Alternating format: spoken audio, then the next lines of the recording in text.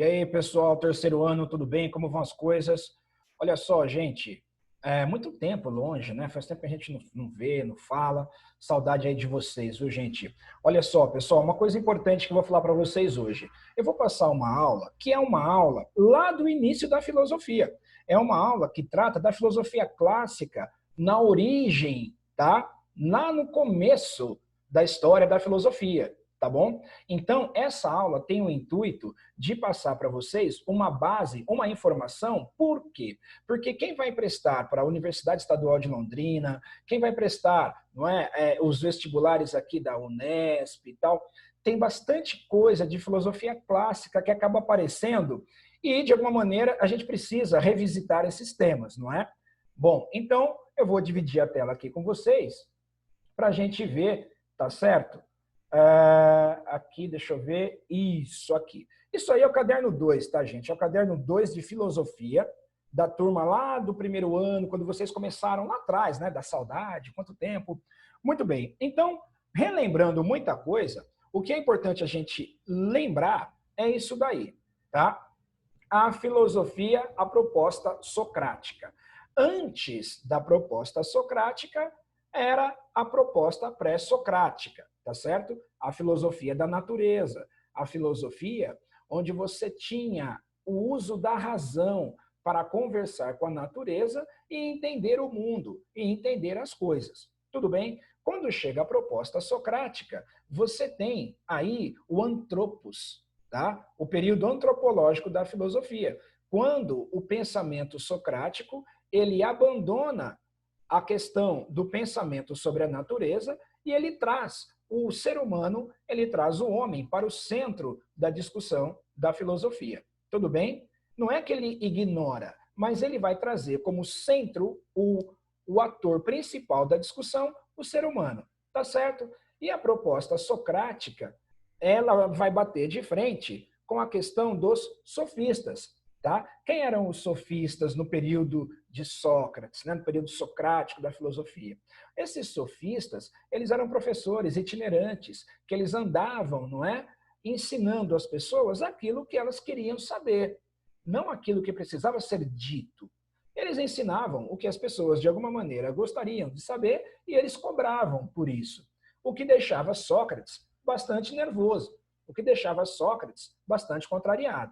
Para Sócrates, os sofistas, eles ensinavam doxa, que é o quê? Aparência de verdade. Tá? Doxa é uma opinião. Aliás, é o que mais tem hoje, né? Hoje tem muita gente aí com doxa e nada de aletheia, verdade, não é? Realidade, tá certo? Sócrates dizia que as pessoas precisavam aletheia e não doxa. Doxa é o que os sofistas ensinavam. A opinião, as pessoas queriam saber, eles ensinavam aquilo. Mas Sócrates, ele buscava a verdade, a realidade. E para isso, ele tinha um modo didático, tá certo? Que era aí um modo didático que conversa com a dialética. Tudo bem? É a questão aí da maiêutica e da ironia. Maiêutica é uma palavra que significa parto, não é? Significa vir à luz. Por quê? Porque Sócrates acreditava que as pessoas tinham dentro dela as respostas, tá? Quando a pessoa perguntava, na verdade, se ela fosse buscar dentro dela, ela tinha a resposta, tá certo? Por isso que essa maiêutica era uma maneira de responder uma pergunta com outra pergunta, tá certo? Por exemplo, o que é inteligência? Aí ele vai e pergunta, o porquê que você pergunta e busca a inteligência? Não, mas eu perguntei o que é. Pois é, eu quero saber o porquê você busca. Então, ele nunca responde direto à situação, ele faz outra pergunta para a pessoa pensar sobre aquilo que foi perguntado. Então, ele responde uma pergunta com outra pergunta, com a intenção de trazer de dentro da pessoa a própria resposta, como um parto, vir à luz. E a ironia era o quê? Entra, né? Quando ele vai dizer, eu sei que nada sei. Quanto mais você sabe, mais você percebe que não sabe. Tá certo? Então, onde está a base fundamental desta dialética socrática? A base fundamental aí está em reconhecer que não sabe. tá? Essa é a base aí fundamental, tá certo? Então, é importante entender que nesse período existiu uma situação muito importante, que era a situação da retórica, não é? A situação da eloquência. O que que acontece aí, gente? Aquele que tinha mais, como posso dizer, aquele que tinha mais o dom da palavra, aquele que era mais eloquente, aquele que sabia se posicionar em palavras melhor, é que tinha mais atenção, vamos colocar entre aspas, tinha mais poder, né? Então, o que acontece? Os sofistas, eles ensinavam muito isso, a retórica, o discurso, a persuasão, tá? Os sofistas ensinavam isso, então eles eram muito procurados. Só que quando eles ensinavam isso, eles não estavam ensinando a busca pela verdade, que é a situação central em Sócrates, não é? O que que acontece aí? Sei que nada sei. Tudo bem, aí o Platão, o principal discípulo dele, questiona. Como assim sei que nada sei? Não é?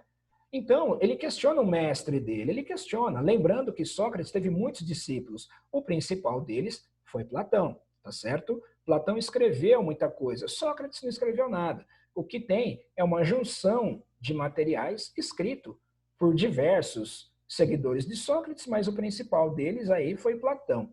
Então, o Platão ele vai colocar, vai desenvolver a teoria do conhecimento. O que é a teoria do conhecimento de Platão? Que aparece também muitas vezes nos vestibulares, nos textos, como teoria das ideias de Platão. Tá? O que é isso? É quando ele cria o mundo material e o mundo das ideias. Tá? O mundo não material e o mundo material. Isso para explicar o que? A existência desses dois mundos. Tá? O Platão não se conforma com não, sei que nada sei. Não. Essa eterna busca pelo conhecimento, ela deve ter uma direção, não é? Então, ele, na verdade, cria dois mundos. O mundo das ideias, o mundo metafísico, tá?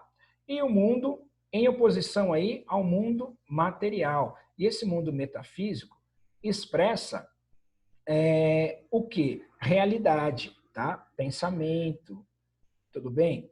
Então, como estabelecer a diferença entre a percepção do mundo material e do mundo das ideias?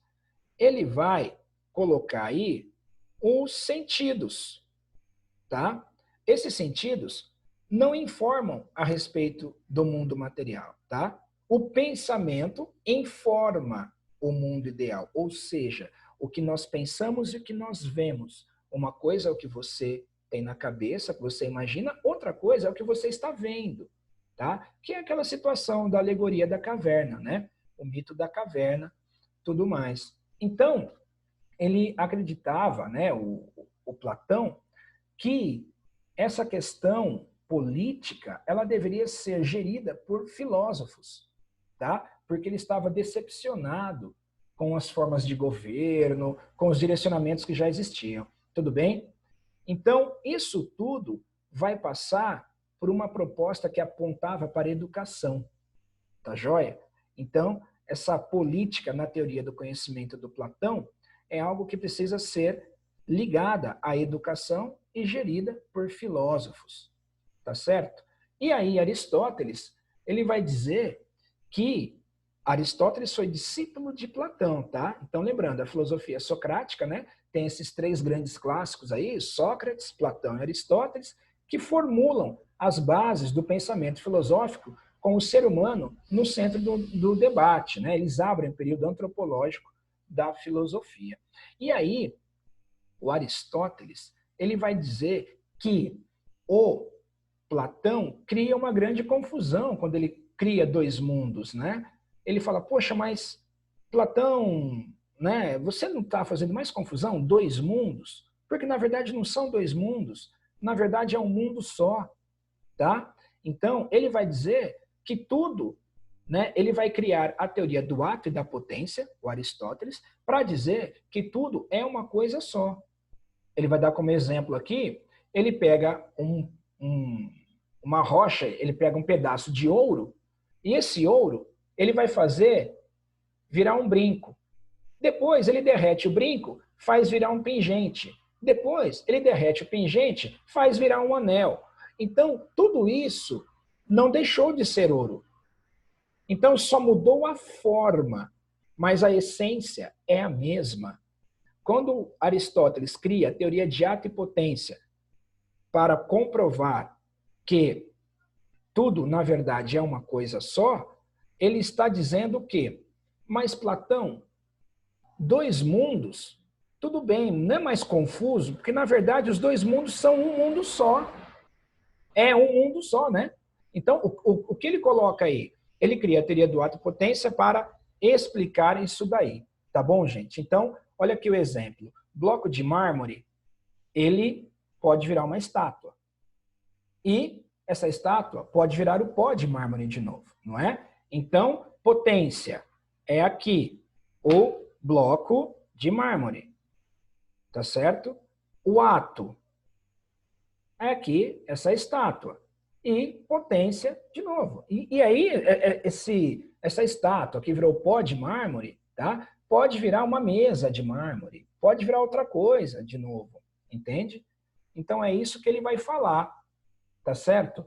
E ele volta para a questão também da educação, tá? Ele vai voltar o pensamento político dele para a questão da consciência, tá? Para a virtude intelectual e a virtude moral, tá? Olha só, virtude intelectual é proveniente do ensino e da educação e se consegue com experiência, com estudo, tá? A virtude moral provém do hábito, provém da questão familiar, provém da questão de procedimentos em sociedade, tá? Então é isso que ele vai dizer. A vontade de ser feliz, feliz que ele coloca é atender a todos em igualdade de oportunidades políticas, tá? E aí a ética, né? No ética e a política em Aristóteles, né? Então ele vai colocando aí que o homem é um ser político mesmo, que nós vimos também na aula sobre filosofia política, né? Ele vai trazer essas questões que não dá para o homem se colocar à margem da política. Ele é um ser político. Tudo bem, pessoal? Então, obrigado aí, gente, pela aula de hoje, essa revisão aí, revisitando temas antigos, não é? Obrigado, gente, pela aula aí. Obrigado pela paciência de vocês, tá bom? Valeu, pessoal. Tchau, tchau, minha gente. Até mais, pessoal. Valeu. Tchau, pessoal. Bom estudo aí, tá? Boa retomada a todo mundo, gente. Valeu.